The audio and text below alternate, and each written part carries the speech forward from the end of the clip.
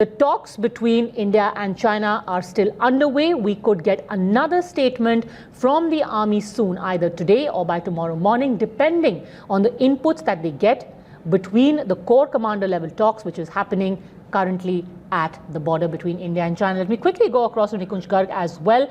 We know that in addition to the army, we also have the Indo-Tibetan Border Police, or the ITBP, also deployed at these key flashpoints at Hot Springs, Galwan and in Pangong. So have you learnt, Nikunj, what is it that the DG of ITBP told the Raksha Mantri, or some details?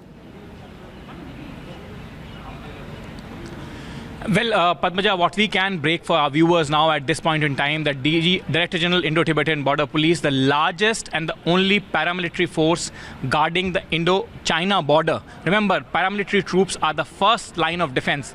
At most of the places, it's the paramilitaries that guard the international borders and not the army. Many people have this misconception that borders are guarded by the army, but under international conventions, borders are guarded by the paramilitary troops. And so Indo-China border is the exclusive area of responsibility of the Indo-Tibetan Border Police.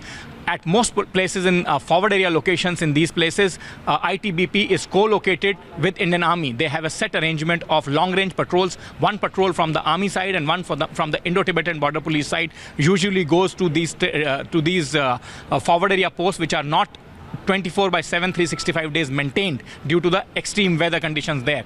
It's the Indo-Tibetan Border Police's patrols that have also been stalled by the Chinese in the past during this entire fracas and prior to that as well. And they've had very difficult situations with the Chinese PLA.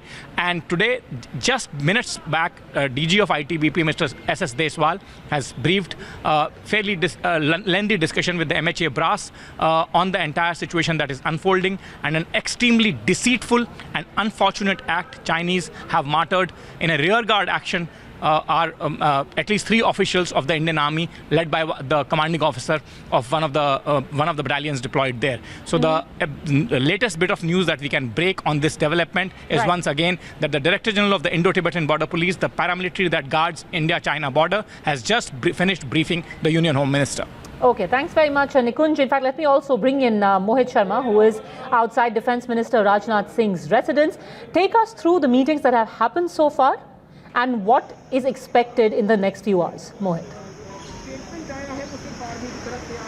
Well, Padmaja, so far there have been 2 rounds of meeting, and it was the defense minister who has been apprised by not just the foreign minister, but at the same time by the CDS and the army chief of everything that has in fact happened at the Galwan Valley. Now, an army statement is something that is being anticipated right now at this particular point, and as our group editor Navika Kumar also told us that an army statement is likely towards the evening today, or for that matter early morning tomorrow.